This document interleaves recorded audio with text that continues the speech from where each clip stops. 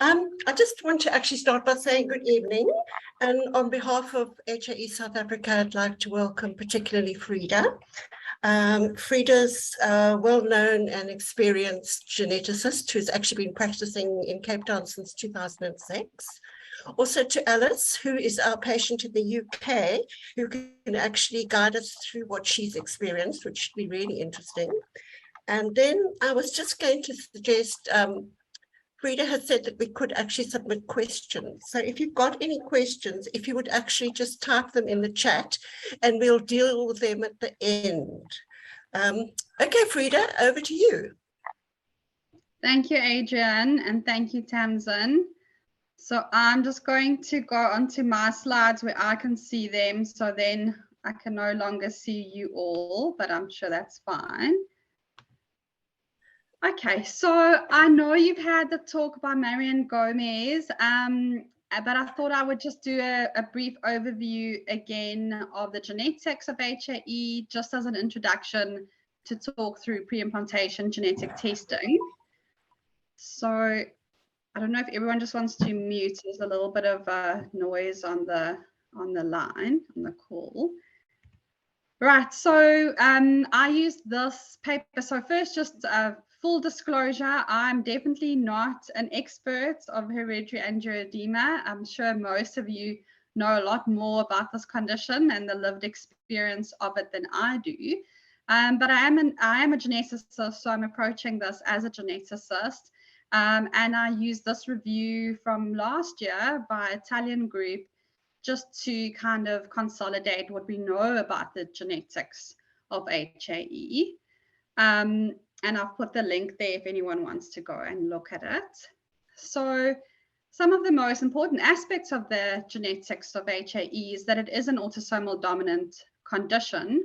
So I'm sure from the previous talk that you had that you know that autosomal dominant means, autosomal means that we refer to the fact that whether you're male or female, the inheritance of this condition is not inherited. It's the gene is not on the X or the Y chromosome. So we all carry the autosomal chromosomes and we all have 2 copies of each gene. So meaning that the inheritance of the risk factor for this condition is inherited regardless of gender. So men and women can pass it on to their children. Boys or girls can inherit it from their parents. And dominant means that you only have to have 1 faulty copy of the gene or a pathogenic variant in one of the 2 copies to show the condition, as opposed to other conditions that we know like cystic fibrosis, where it has to be inherited from both parents for the child to present.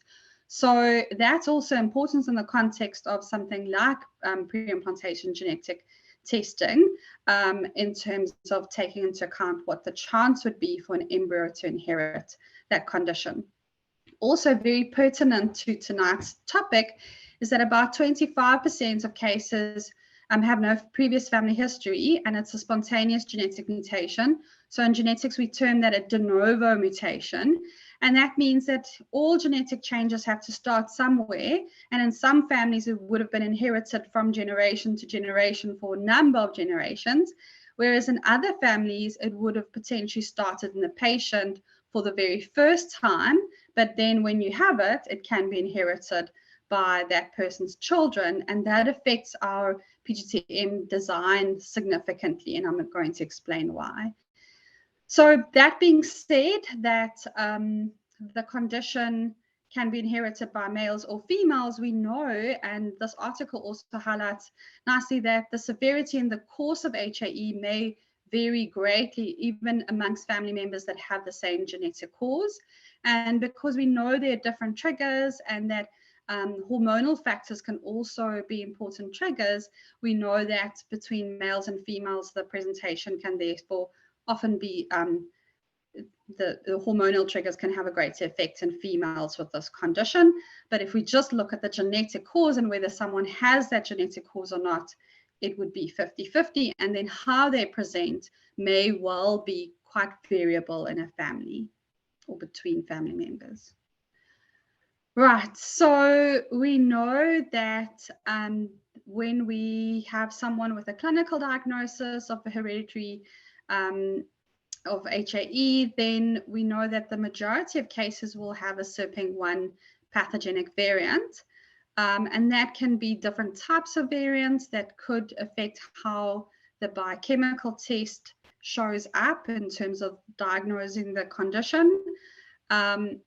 But then also we know that from this is a figure from that article that I showed, that more and more research is showing that there are other genes that can also be causative for HAE, like factor 12, and these other genes that are listed there. So as you can see, 7 genes in total, but if we then look at testing availability, most often we would look at genetic testing in my practice. If it's something that is relatively rare and not available in South Africa, then we look at a lab called Invitae in the States. They're one of the most cost-effective labs, a very big diagnostic laboratory in the States. And they can bring down the cost of genetic testing because they do so many genetic tests. So we send in my practice, I send via PathCare, and PathCare bills 950 Rand as a handling and courier fee. And then the cost of the test would be $349 US. So this is just testing the patient. This is not PGT-M. So the question would be, when and why would we do a genetic test as opposed to the biochemistry test? So as I alluded to, sometimes the biochemistry enzyme test might not detect, or might not be diagnostic, and the clinical suspicion might be there. So one might then use a genetic test to confirm the diagnosis.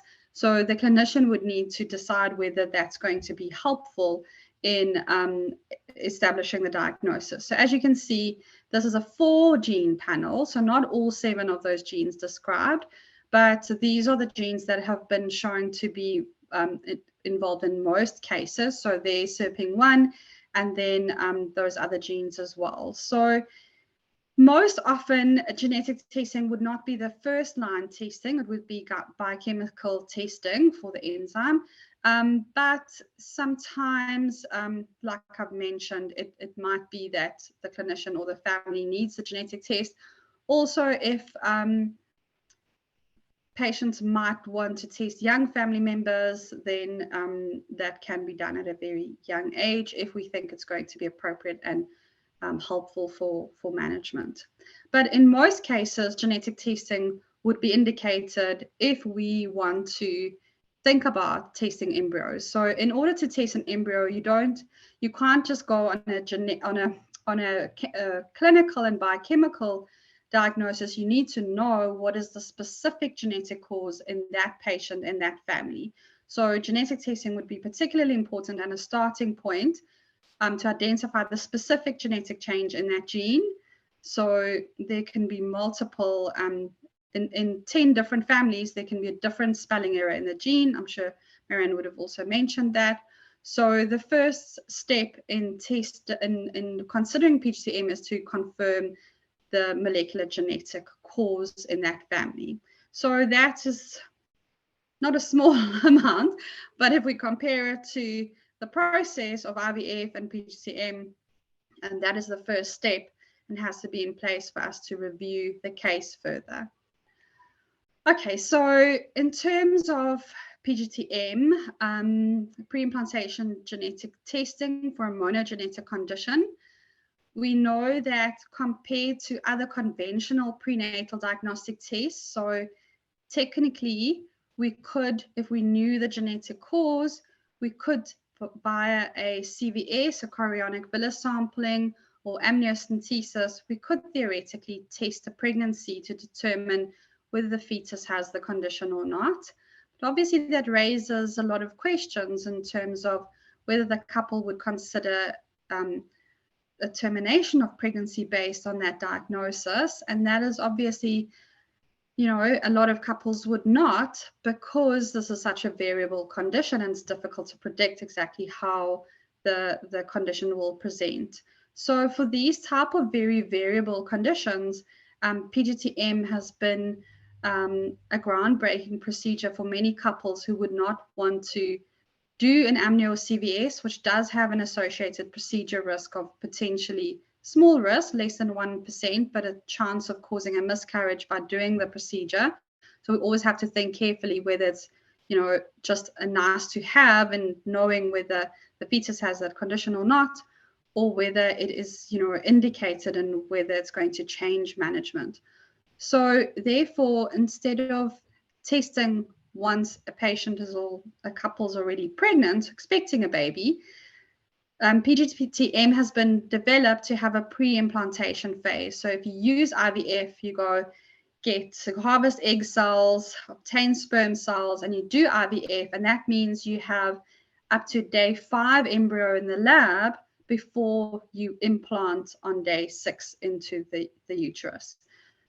So selecting low-risk embryos is something that some couples would feel more comfortable with, and that has been shown with studies of how different couples would feel about the options of prenatal testing versus PGTM. However, it comes with the associated process of IVF, the inconvenience, the clinic visits, the risk, the expense, especially in our context where this is not covered by medical aid or offered through any type of national health service as in the UK. So it is out of pocket and is expensive. I'll get to the cost towards the end.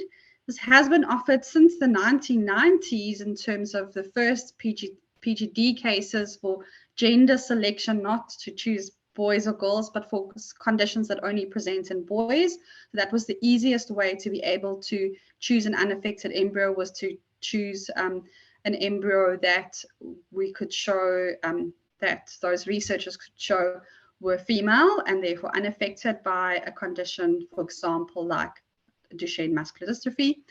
And in 1992 for cystic fibrosis. So those were the first attempts and successful attempts at doing PGD. For chromosome abnormalities, it's been done in South Africa since 2004, where there's large pieces of extra or missing chromosome material. And since 2014 in South Africa through then was Genesis Genetics, now Next Genetics, that facilitates this through PGT labs in the UK, in London, but where they facilitate the sending of the embryos, etc. So I'll get to that.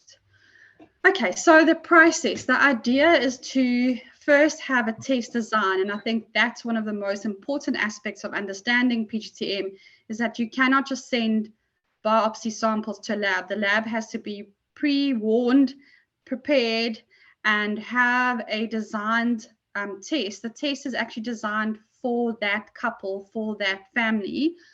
So that is why it is expensive. That is why it takes time. So that test design phase is the first step. Like I said, not just identifying the genetic cause in the affected family member, but then I'll explain how there's further workup. Once the lab has confirmed that that test design has been successful, then the fertility clinic can do IVF. And on day 5, you can see there that by day 5, you have a blastocyst with a trophectoderm, the layer around the inner cell mass. So we don't touch, the embryologist wouldn't touch the inner cell mass that will later become the fetus, but will simply take off about 4 cells. And that's the crux of PGTM, is that having a test on 4 cells is actually still mind-blowing to me, and I've been doing this for years. If we think about a genetic test, and if we send a vial of blood, there are millions of cells for the lab to test in that vial of blood. So the particular limitations of having to do a test on 4 cells biopsied from an embryo are huge, and that's why it is costly. It takes time. The lab has to be prepared, and it's very specialized labs that do this type of testing. So per embryo, about 4 cells, and the lab will then test. So the embryos are frozen and stays at that clinic.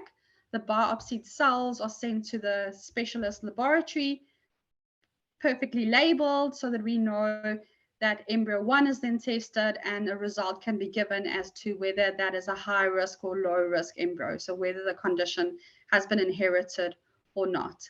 and then to implant a low risk embryo. Right, so we used to refer, I'm just going to mention this because a lot of the information on the internet still refers to PGTS and PGD. So we now refer to PGT for all testing. So PGS is pre-implantation genetic screening. We used to refer to that for chromosome screening. So in a couple that might have had fertility issues over years, they might then, because chromosome abnormalities are actually very common in early embryos, more common than people realize, the fertility clinics might only use this technology just to screen for random, out of the blue, new chromosome abnormalities like Down syndrome.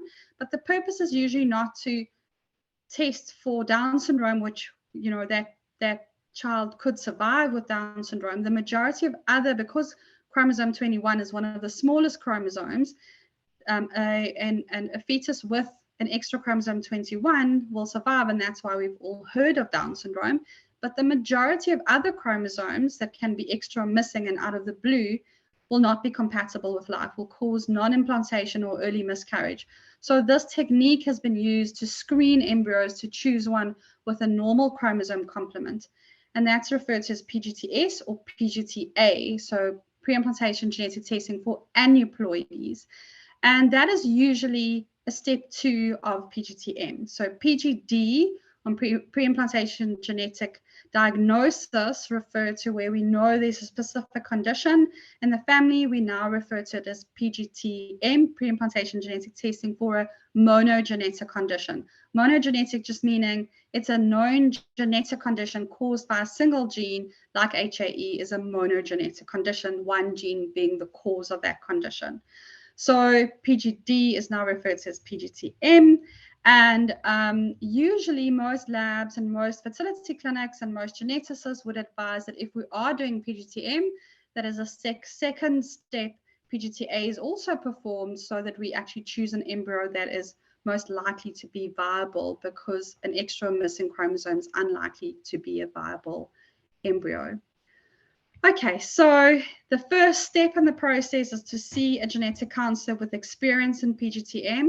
So to review the case to see whether the genetic cause has been identified. This is really important when couples try and take shortcuts and they go to the fertility clinic directly. The fertility clinic often would not have experience with PGTM, and they might misunderstand that the couple wants PGTA and go all for IVF, and then the lab, the PGTM lab, is not prepared and has not done optimization.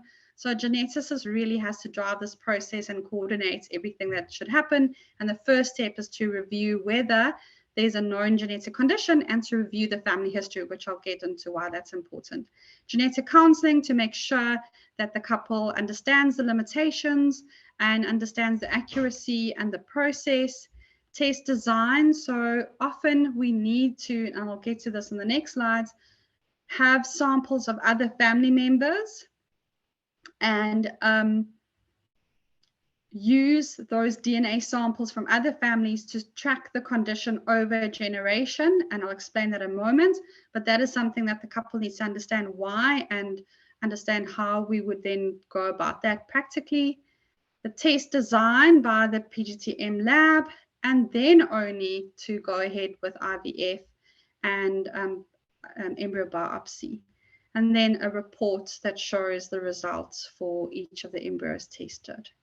Okay, so why would we have to test family members? So this is one of the most complex things to try and explain to couples, so bear with me. So this is where you have to wake up and listen if I've kind of bored you along the way. So if we think about the fact that that embryo is being biopsied and the lab is only receiving 4 cells, because of the very small sample that the lab is receiving, there is a chance that they could miss something, that because we have 2 copies of the gene, that potentially the lab might only read one of those 2 copies. If we send to a diagnostic lab, an beta lab, and we're doing diagnostic testing and we're sending a vial of blood, the chance of only reading 1 copy of the gene in 1 million cells every time is very, very unlikely. So we trust that with reading the DNA from 1 million cells, we'll get a representative result. But if we only have 4 or 5 cells, that there is a chance that we might only be reading one copy of the gene rather than both, and we say, oh, we're not seeing the genetic change that causes HAE, and we give a false negative result. So to avoid that with this very small sample, the lab has developed a workaround and an approach that is much more accurate over the last 20 years. So PGTM is always what us as geneticists term a linkage approach. So instead of only looking at the specific genetic change that causes HAE, what the lab would do is they look at other genetic changes. So we all have variants in our DNA. So in and around that gene, in that region of interest, they just look at random DNA changes. So the type of DNA changes that we use for forensic testing or paternity testing has nothing to do with disease or causing a disease. It's just genetic variability. So in that region of interest, if you can then build a genetic barcode, you can then track the gene copy with the mutation and the gene copy without the mutation.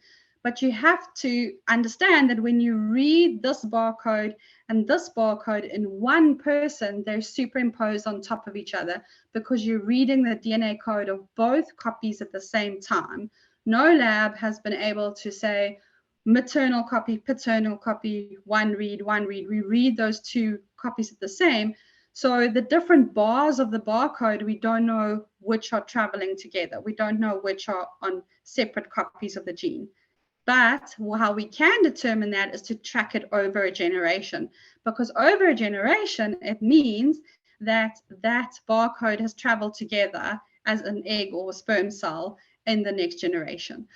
So that is why it is tricky when it's a new diagnosis for the first time. It doesn't make PGTM impossible, it does make it more complex. And then we use the embryos to track down rather to track up. So it means you don't really have a pre-test optimization, but you have an in-test optimization. It does make it more complicated, and the lab has to give feedback as to whether they could establish that barcode in some of the affected embryos. So you actually, in that situation of a de novo diagnosis of the first affected family member that you want to do PGTM on, you actually have to hope that some of the embryos have the condition so that you can track it through and then identify some of the other embryos that did not inherit the condition. So I hope you're still with me. That is a complex thing to understand, but that is why we need to, as a pre-test design, get cheek brush swabs from not just the couple asking for PGTM, but also often the parents of the affected family member. We don't always need both parents, but at least one parent so that we can see what's tracking together. And like I said, if it's the first affected family member, then it's de novo design, and we use the embryos as a next generation to track what is traveling together. Okay, so it's a linkage approach. We need DNA samples from family members. The accuracy, the recent publication, the lab that I use in my practice is now over 89%. So that's updated from when I did the slide. And in South Africa, we've done PGTM for a number of single gene conditions. This is a slide that I put together many years ago. So this would now be many more PGTM cases that have been done. I just thought I'd put this in here to show that it's for a very wide range of different genetic conditions, always a single gene condition for which we can offer testing and determine the cause. Right, so sometimes if, for example, like sickle cell disease, if there is the therapeutic advantage of an HLA match, that idea of choosing a donor sibling, it's obviously controversial, but one has to have understanding that these are parents that just want to have treatment for their sick child. So that is one approach, not in HAE, but I'm just giving other examples We would not use, by law, we're not allowed to gender select in South Africa. It's against the law, similar to the UK. So only if there's a known condition that only presents in boys would we use gender selection for medical reason. And then, like I said, PGT-A for testing for aneuploidy may be used as a fertility approach on its own, but then often it's also used as a second line test just to screen for the health of the embryo after we've looked for a low risk embryo. So over the last 20 years, thousands of children have been born using PGT-M in the US. It's been shown to be safe and effective, but it is important. I think we can all think of the slippery slope of using technologies like this for things that are not truly medical, but it is well regulated in terms of the condition having to be severe and a single gene condition that we can test for. So Alice, thank you so much for, I don't know if I'm pronouncing your name correctly, for agreeing to share your experience. So over to you, and I'll just kind of get back to you all. I hope you're still all awake and online. Okay, can you hear me? Yes. Great. Okay. Hi, I'm Alice. I live in Bedford in England. My husband has HAE along with his sister and his father. We now have a 2-year-old daughter called Angeline, and we conceived her using IVF with PGD. Our journey began in 2016 at the HAE Global Conference in Madrid. It was the gala on the last night, and my husband got chatting to a Brazilian doctor. He introduced me, and the doctor asked us if we were planning to have kids. He went on to tell us that my husband had a 50% chance of passing his HAE on to his children, but we could use IVF with genetic testing to make sure our children were HAE free. Until this point, we'd never heard of this method. And my husband's sister, who already had 2 kids, one of her children had already inherited HAE. I didn't realize at the time, but we will forever be grateful to this doctor for suggesting this method and raising the awareness of this procedure to us. Fast forward to the end of 2018, when my husband and I had been married 2.5 years, we had an appointment with a genetic counsellor in London to talk through our options for having children without HAE. The doctor gave us 3 options. The first option was to adopt. The second option was to conceive naturally and then test the fetus via a needle into my stomach. And if the baby had HAE, to abort the baby. The third option was to conceive via IVF and to use pre-implantation genetic testing to determine which embryos had HAE. We took a few months to think about this, and part of the decision-making process for me, especially as the woman, was scary stories I'd read on the internet from women who'd done IVF, and they described pain of the injections, struggles with the hormones, and just general indignities of the whole process, such as taking the pessaries and having examinations. But ultimately, I knew it was a small price to pay for never having to rush my child to hospital with a facial swelling, as I'd done so many times with my husband. It turns out, actually, I had nothing to worry about, as I'll get to later. Another part of our decision-making process, especially for my husband, was the ethical side of using IVF. My husband is Catholic and from a Catholic family.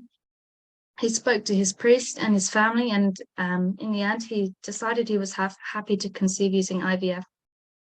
Once we confirmed with the genetic counsellor that we had decided to opt for this option, we were referred to a fertility clinic, and that process took about 5 months until our initial appointment at the clinic.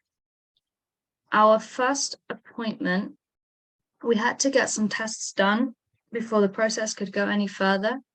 And we had to do these tests ourselves with our local doctors and then give the clinic the results. So we had to book in blood tests at our doctor's surgery and at our local hospital. We had to be tested for any sexually transmitted diseases. We had to have our fertility checked. So again, that process took a few months. Once the clinic had the results, they then did their own test.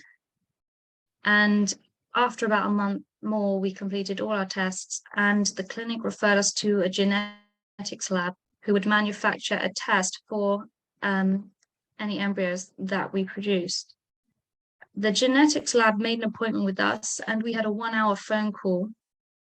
They went through our family histories, they asked any other questions, and then they posted swab test kits to us and my husband's parents, which we did at home and then posted back to them.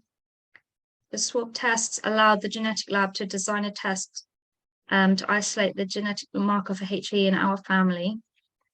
It took about 2 weeks from receiving our swabs until the test was ready. And once the test was ready, we were able to go back to the clinic and start the IVF process. We met with the clinic and they talked us through the injections I needed to take starting on the day of my next cycle. For the first week, it was just an injection in the stomach once a day, and I numbed the injection site using an ice pack, which really helped. The injections into the stomach were fine. After a week, I had to start injections into my thigh, as well as the stomach injections. And again, I used the ice pack, but these ones were a little more painful.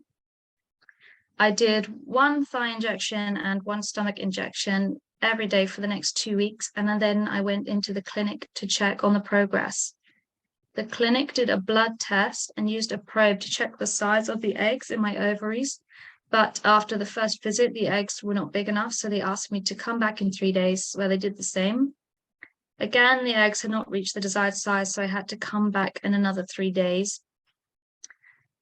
On the 3rd visit, the eggs were ready, so they did make an appointment for an egg retrieval the next day. But during this period of injections and appointments, it was difficult to go about daily life, as the injections had to be kept in the fridge. So I had to be home the same time every day, and having to go back into the clinic every 3 days meant I was late for a few things, including a friend's wedding. So making your schedule as free as possible during this time, I would suggest. The night before my egg retrieval, I had to take 1 extra injection just to boost everything and get everything on its way. And in the morning, I went into the clinic and the procedure was performed under general anesthetic. For me, it was the first time I'd ever been unconscious, so it was a bit scary. And there was pain and bleeding for about a week, though I'd been told in most normal circumstances, full recovery is expected in 2 days. The procedure retrieved 15 eggs and they were all fertilized. Out of the 15 eggs, 7 of them made it to day 5, where they were able to be biopsied. On day 5, the embryos were biopsied and sent to the genetic lab, and we waited for the results. In the meantime, the embryos were frozen. The results took 2 weeks, and we heard that out of the 7 embryos that were biopsied, we had 4 embryos with HAE and 3 unaffected embryos. The next step took a little longer than anticipated. We had to wait for my next cycle to begin in order to start the next stage of the process, and it didn't start for a few months for us and had to be induced with drugs because it just wasn't happening. So that part does take a little longer depending what medication you've been on and things like that. Once we started the next phase, I took more injections to increase the thickness of my womb, and I also had to take pessaries 3 times a day. Unpleasant but manageable. When everything was ready, I went into the clinic for the implantation. The procedure was very similar to that of a cervical screening. It was not painful or uncomfortable, and I was even able to see on the screen the magical moment the embryo dropped out of the tube and into my womb. Then we had to wait 10 days before taking a pregnancy test. I had to continue taking the pessaries and folic acid supplements, but no more injections, thankfully. For us, Actually, it was quite lucky. 10 days after the implantation, it fell on Christmas Day. So we did actually find out we were pregnant on Christmas Day. So we were very happy. We had one follow-up appointment at the fertility clinic. They did a 6-week ultrasound and then they referred us back into the National Health Service. I also had to continue taking the pessaries 3 times a day until 3 months into the pregnancy. And 9 months later, we had a healthy baby girl without HAE, and her name is Angeline. And yesterday was her 2nd birthday, and I can't believe I ever questioned whether to undergo the treatment. So looking back, any small amount of pain was a tiny price to pay for a healthy child. And we do plan on doing it again for the next one. And that's it from me. Let me know if you have any questions.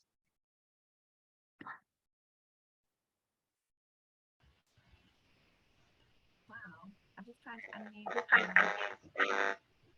Adrian here. I'm just actually personally blown away by the 4 out of 7. It is exactly 50-50. Almost, you know. Yeah. Crazy. Okay, let's see. If anyone has any questions, you can just write them in the chat and then we can all see them. So I'm just anticipating that there might be questions about costs. So I thought I'd maybe just kind of preempt that. Yeah. Because we do not have an NHS here that we can do it through, unfortunately. So I'll get to that in a moment. But Alice, if you don't mind, if I can ask you a question. So did they also do PGTA or PGS? Did they screen for chromosome abnormalities in your case? Yes. Okay. And so those 3 that were shown to be low risk then basically were shown to be negative for HAE and not to have a chromosome abnormality. Yeah. Okay, great. And so would that mean that you still have two embryos that you could go back to? You wouldn't need to go through the entire process again? I don't know. Yes, that's right. Yes. To answer. But that I think is also an important message, that it's kind of a big process to go through, but if you're lucky enough to have more than one with that process, then the second time it's kind of defrosting and implanting, which is not as big procedure, and then in our context not as big a cost as the whole procedure. Thank you. That was really lovely to hear, and so insightful for me also, just to have a first-hand experience of what it was like to go through that. So to anticipate the question of cost, unfortunately, it is preventatively expensive for many couples in South Africa. So we all know that IVF in itself is not covered by medical aid, so it's out of pocket, not covered by, well, there are some state hospitals where you may be able to get IVF, but PGTM is not offered through state services at all. So it would be through a private fertility clinic, and the PGTM lab cost is then added to the IVF costs that are already high. So it's always difficult for me. So I do not work for any specific fertility clinic. I assist any of the fertility clinics that can do biopsy. Not all fertility clinics can offer the biopsy procedure. You need a specific equipment in the fertility clinic to be able to do that. So to say what the IVF cost would be is a bit of a ballpark estimate, but it's around, these clinics that can do biopsy are also, unfortunately, also often the very expensive clinics that have to pay back those expensive laser machines that they've bought to be able to do biopsy. So the IVF part of it is around 60 to 70,000 Rand per cycle, and then to add the PGTM, you more or less doubling that. So you are looking, this is a ballpark figure, it would depend on, so some of the costing has also changed, and instead of saying PGTM costs X amount, that they bill per embryo tested. So the more embryos you have, which is a good thing, they bill per embryo test. The less you have, the less. But as a ballpark, you're looking at around 140, 150,000 Rand, which is a huge amount of money. And many couples would not be able to afford that, to just start their journey of having a child. So that unfortunately makes it, not accessible to many couples who would be very desperate to know that they have a child that's not at risk. Nothing that I can do. My little consultation fee dwindles, and in comparison, I do charge for my time, but in comparison to what the rest of the process costs, is literally like 1% of that.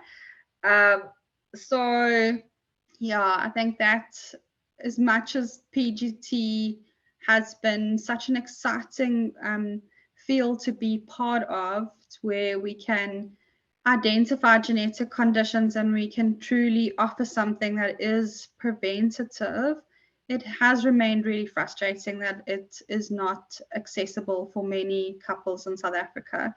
I also do, in my private practice capacity, also work for one of the laboratories who does, so one of the UK laboratories who does the PGT-M testing, because the majority of genetic counsellors in the UK work within the NHS. So the genetic counsellors who do that hour-long consultation are employed from different areas, and I actually do that work also. So I often see UK couples, Irish couples, couples in Germany or Denmark, and I do that consent and consultation process, and the lab pays me to do that. So I'm very much aware of, I've also walked this kind of journey with some couples in the UK, and it's always, the comparison of knowing that couples have access to that, and not to say that it's all sunshine and roses and an easy road to go through, but just to know that there's access. Like you said, sometimes it's months or year waiting list to get in line for PGT-M in the UK. So it's not about, a diagnosis and standing, getting an appointment within the next month. It's often a long waiting list. But yeah, it is really just shows how a really good national health service can look at something holistically, as in saying, for the money that we're spending on healthcare, if we can prevent someone having a condition, it is actually, if you're just looking at rands and cents or pounds and pennies, you are saving the service money by being preventative. But that is the onus of the family here in South Africa.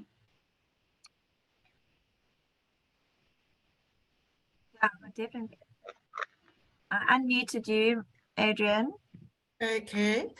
Are there any other questions? It doesn't seem like it. So at this point, I think that I would actually just like to thank Frida and Alice very much. Can I please this ask is a the most question? exciting talk we've Do we have a had. question? Hang on. Please. Sorry. Regarding PGT or PGD in South Africa, where do we send our specimens? From the private labs, obviously they send them. Who actually helps us develop the probes and carry out the testing on our biopsied embryos? So in my experience, the labs, the fertility clinics that can offer biopsy work most often through Next Genetics. So Next Genetics is owned by Next Bio. They're a genetics laboratory in Johannesburg, and they have an in-house genetic counselor who does all the communication with the lab in the UK. So that would be Cooper Genomics, one of the most well-established PGT labs. So Genesis Genetics was bought over by Cooper. So if you kind of speak to clinicians overseas, they might well refer to Genesis Genetics, but that has been bought over by Cooper. So a long history of doing this. So obviously I can't speak for every single fertility clinic and whether they have found some other route, especially PGTA is a lot more kind of routine. You don't need to have a test design phase. But in my experience, we work through Next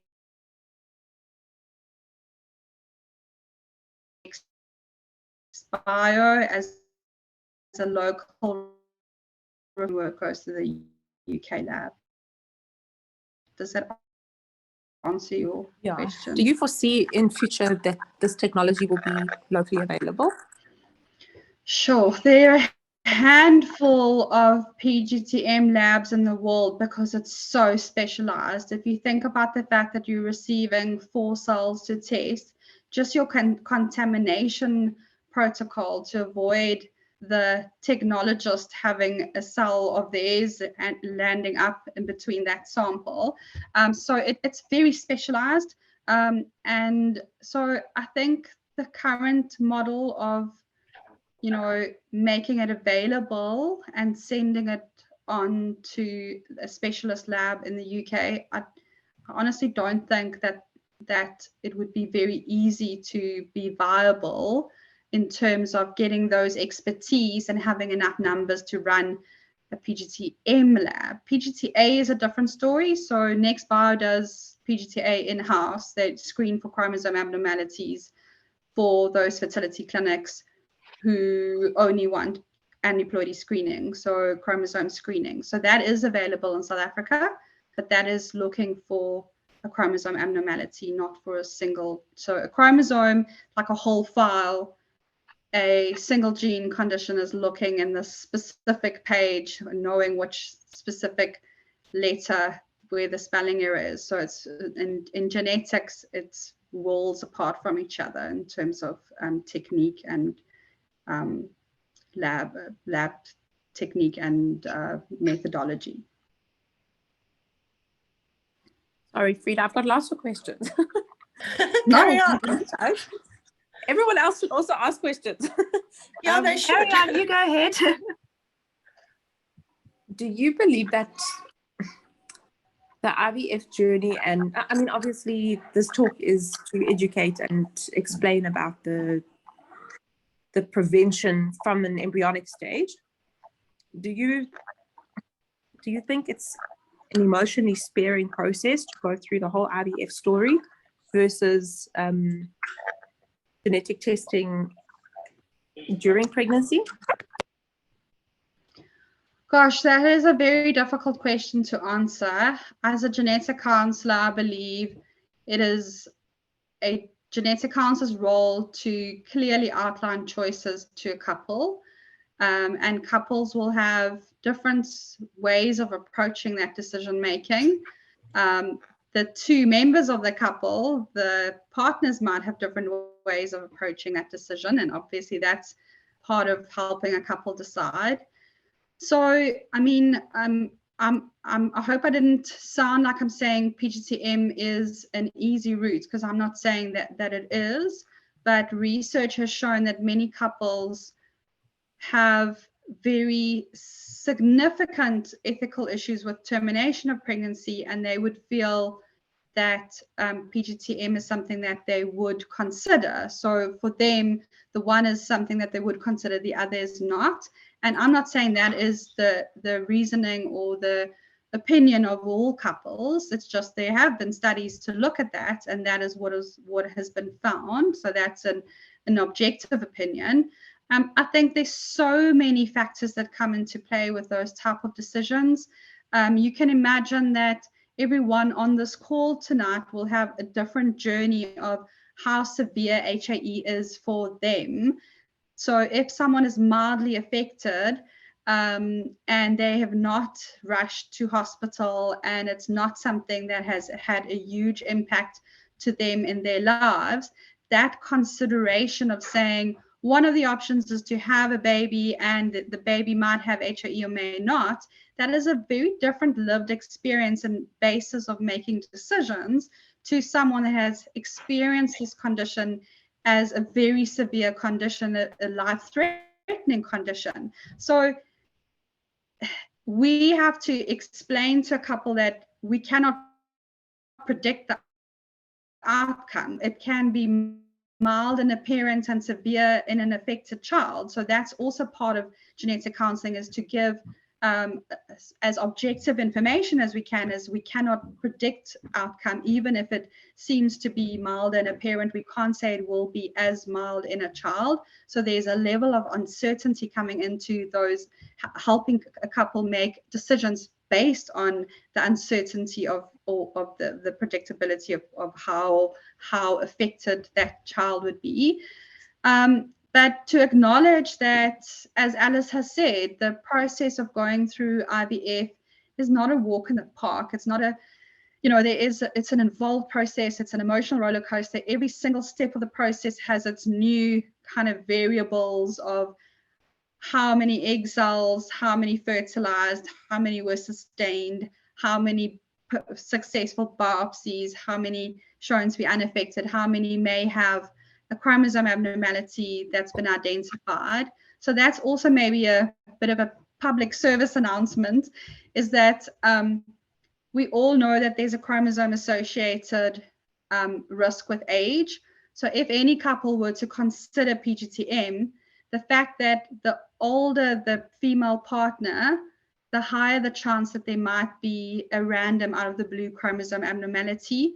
So if you're a couple and the female partner is 40, the chance, so you might have 3 embryos that is shown not to have HAE, but all 3 of them have a random out of the blue chromosome abnormality because of that age-related risk. So I know we don't all get to, like, I always have a bit of a bone to pick with colleagues who kind of say, oh, if people can just kind of get married, have their babies, and then, like, I do a lot of breast cancer work, then it's easy to do their breast screening once they've completed their families or offer. I'm like, life doesn't work like that. You can't just go tick, tick, tick, and, I must have my babies in my 20s or my 30s. I acknowledge that.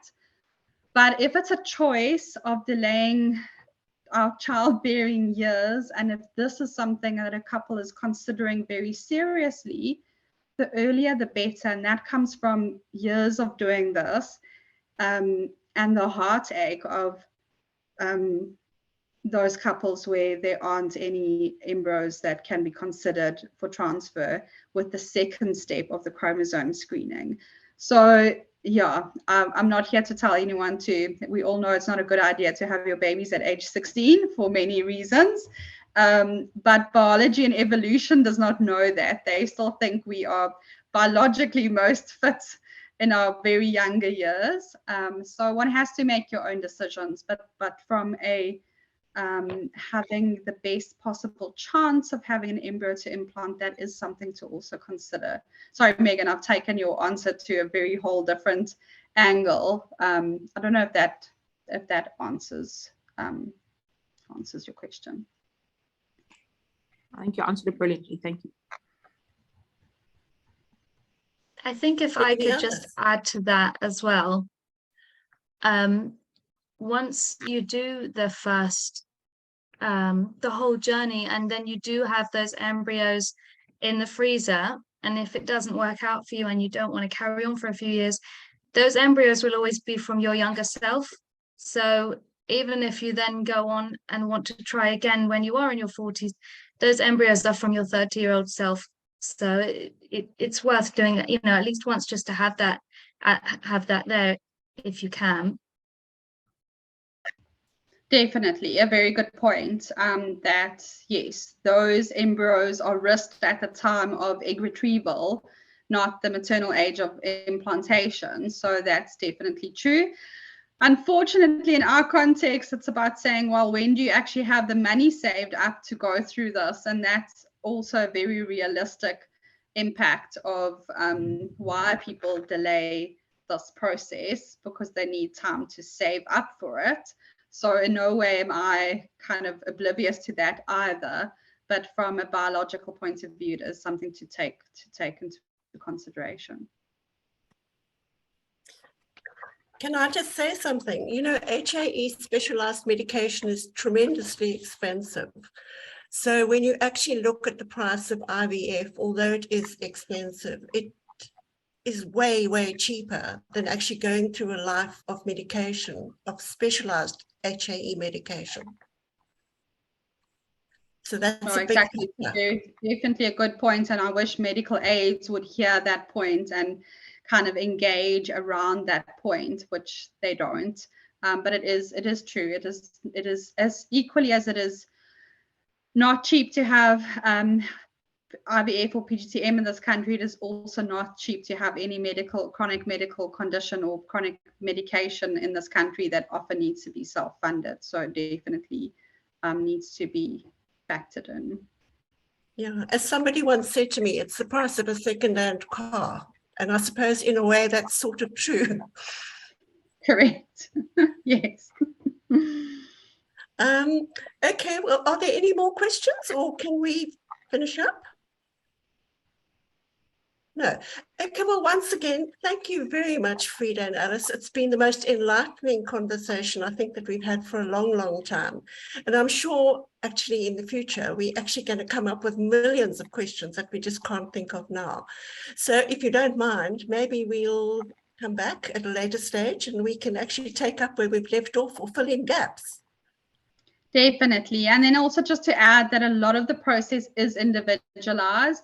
So just to also, I'm more than happy to answer questions to your support group, but one has to also realize that some of the questions that will come up will need to be individualized, and, you know, to see a genetic counselor who has experience in PGTM to kind of always say genetic counseling is not making a decision. Genetic counseling is making sure that you've aware of all the possible options. So Yeah. it's always important to have a low threshold to kind of make that first appointment and make sure that you and your partner are aware of all options, know what should be considered, so that one can then kind of put a timeline and planning in place. That's right. Thank you, Tamsin. Is there anything else? No, that's it. Yeah, thanks everyone for your time. We'll let you know when the next one's happening. Okay, well, good night, everybody. Good night. Thank you. Thank Bye-bye. you. Bye.